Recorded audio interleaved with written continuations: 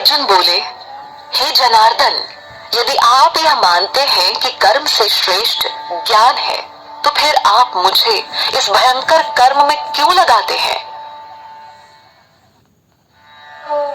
आपके दुविधापूर्ण वाक्य से मेरी बुद्धि मोहित सी हो रही है, अतः आप निश्चित रूप से उस एक मार्ग को कहिए जिससे मैं परम श्रेय को प्राप्त कर सकूं। श्री भगवान बोले, हे अनघ, इस लोक में दो प्रकार की निष्ठा मेरे द्वारा पहले कही गई है। उनमें ज्ञानियों की निष्ठा ज्ञान योग से और योगियों की निष्ठा कर्म योग से होती है। मनुष्य न तो कर्मों को आरंभ किए बिना निष्कर्मता को प्राप्त होता है और न ही कर्मों के त्याग मात्र से सिद्धि को प्राप्त होता है। कोई भी पुरुष किसी क्षण बिना कर्म किए नहीं रह सकता, क्योंकि प्रकृति से उत्पन्न गुणों के द्वारा परवश हुए सभी पुरुषों से कर्म करवा लिया जाता है। जो मूर्ख पुरुष कर्मेंद्रियों को हठ पूर्वक रोक कर मन से इंद्रियों के भोगों का चिंतन करता रहता है, वह मिथ्याचारी कहा जाता है। हे अर्जुन, जो मनुष्य मन से इंद्रियों को वश में करके आसक्ति रहित होकर समस्त इंद्रियों के द्वारा कर्मयोग का आचरण करता है, वही श्रेष्ठ है। तू नियत किए हुए श्रेष्ठ कर्म कर, क्योंकि कर्म के ना करने की अपेक्षा से कर्म करना श्रेष्ठ है। अतः कर्म ना करने से तेरा शरीर निर्वाह भी सिद्ध नहीं होगा। हे कौन्तेय, यज्ञ के लिए किए जाने वाले कर्म के अतिरिक्त अन्य कर्म में प्रवृत्त हुआ यह पुरुष जगत बंधनों में बंध जाता है। इसलिए आसक्ति रहित होकर यज्ञ के निमित्त ही कर्म का अच्छा आचरण कर। सृष्टि के आरंभ में प्रजापति ब्रह्मा ने यज्ञ सहित प्रजा की रचना कर उनसे कहा, इस यज्ञ के द्वारा तुम वृद्धि को प्राप्त करो और यह यज्ञ तुम्हारे लिए इच्छित कामनाओं को पूर्ण करने वाला होगा।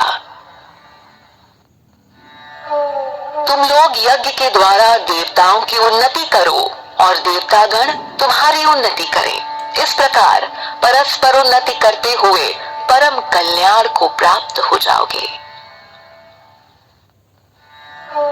देवतागण यज्ञ द्वारा पोषित होकर तुम्हें इष्ट भोग प्रदान करेंगे। उनके द्वारा दिए हुए भोगों को जो पुरुष उनको दिए बिना ही भोगता है, वह चोर है। यज्ञ से बचे हुए अन्न को प्रसाद समझकर खाने वाले श्रेष्ठ पुरुष सब पापों से मुक्त हो जाते हैं, किंतु जो लोग केवल स्वयं के लिए ही पकाते हैं, वे तो पापों को ही खाते हैं।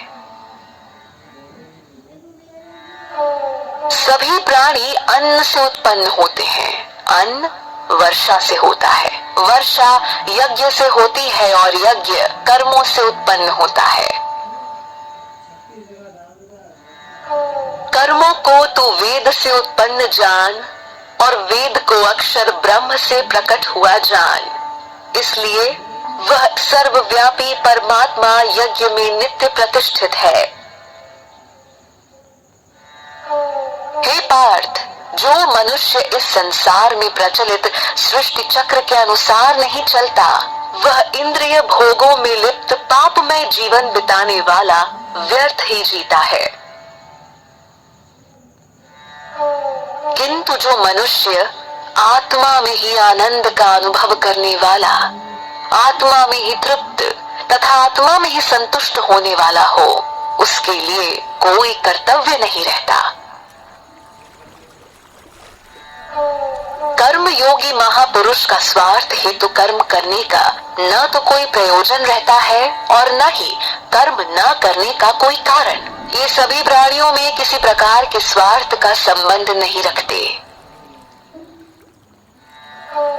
इसलिए तू आसक्ति रहित होकर सदैव कर्तव्य कर्म का आचरण कर, क्योंकि अनासक्त पुरुष कर्म करता बढ़ता हुआ परमात्मा को प्राप्त होता है। राजा जनक जैसे अनेक महापुरुष भी कर्म के द्वारा ही परम सिद्धि को प्राप्त हुए हैं। इसलिए लोक कल्याण को देखते हुए तू भी कर्म करने योग्य है। श्रेष्ठ पुरुष जैसा आचरण करते हैं, अन्य लोग भी वैसा ही अनुकरण करते हैं। वो जो कुछ कर दिखाते हैं, लोग भी उसका अनुसरण करते हैं। हे पार्थ, मुझे तीनों लोकों में न तो कोई कर्तव्य करना शेष है और न ही कोई वस्तु प्राप्त करने योग्य बाकी है। फिर भी मैं कर्तव्य कर्म करने में ही लगा रहता हूँ। हे पार्थ, यदि मैं किसी समय सावधान होकर कर्तव्य कर्म न करूं, तो सभी मनुष्य मेरा ही अनुसरण करेंगे। यदि मैं कर्म न करूं, तो ये सब मनुष्य नष्ट भ्रष्ट हो जाएंगे और मैं संकर्ता का कारण बन समस्त प्रजा को नष्ट करने वाला बनूंगा।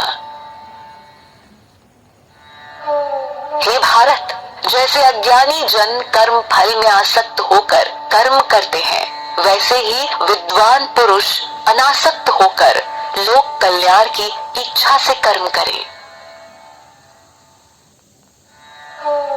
ज्ञानी महापुरुष को चाहिए कि कर्मों में आसक्ति वाले अज्ञानी मनुष्यों की बुद्धि में संदेह उत्पन्न न करें, बल्कि स्वयं समस्त कर्मों को अच्छी तरह से करते हुए उनसे भी वैसे ही कर्म करवाएं। सारे कर्म प्रकृति के गुणों द्वारा किए जाते हैं, परंतु अहंकारी और अज्ञानी मनुष्य मैं ही करता हूँ ऐसा मान लेता है। हे महाबाहो, गुण विभाग और कर्म विभाग के तत्व को जानने वाला ज्ञानी पुरुष गुण ही गुणों में बरत रहे हैं, ऐसा मानकर उनमें आसक्त नहीं होता। प्रकृति के गुणों से मोहित हुए अज्ञानी पुरुष गुण और कर्म में आसक्त रहते हैं। न समझने वाले अज्ञानी व मंद बुद्धि पुरुषों को ज्ञानवान पुरुष विचलित न करें। तो अपने चित्त को स्वयं में लगाकर संपूर्ण कर्तव्य कर्मों को मुझ में अर्पण कर कामना, अहंकार और संताप रहित होकर युद्ध कर। जो मनुष्य दोष दृष्टि से रहित होकर श्रद्धा पूर्वक मेरे इस मत का सदैव अनुसरण करते हैं, वे संपूर्ण कर्मों के बंधन से मुक्त हो जाते हैं। परंतु जो दोष दृष्टि वाले मूढ़ लोग मेरे इस मत का पालन नहीं करते, ऐसे मूढ़ चित्त वालों को तुम नष्ट ही समझो।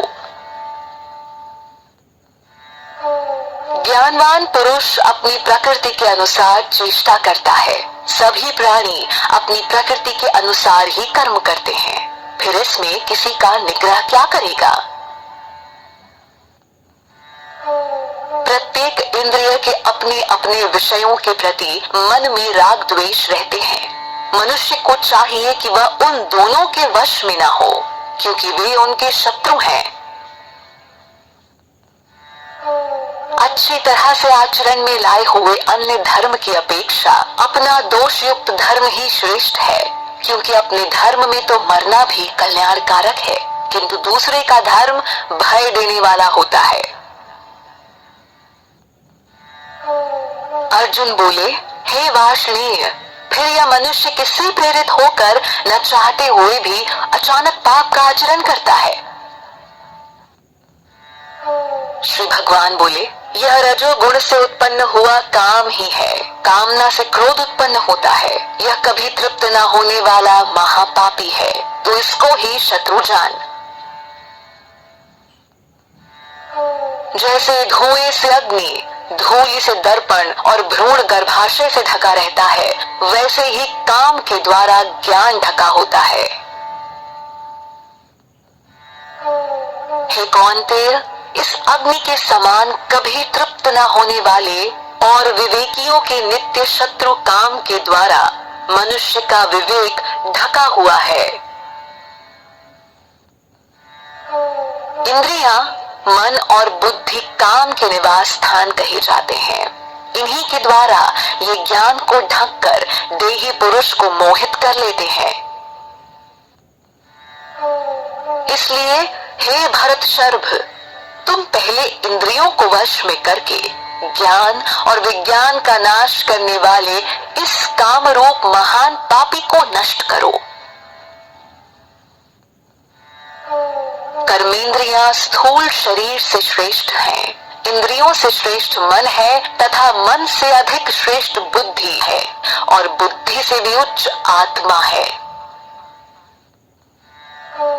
हे महाबाहो, इस प्रकार बुद्धि से सर्वश्रेष्ठ आत्मा को जानकर बुद्धि के द्वारा मन को वश में करके तू इस काम रूप शत्रु को मार डाल।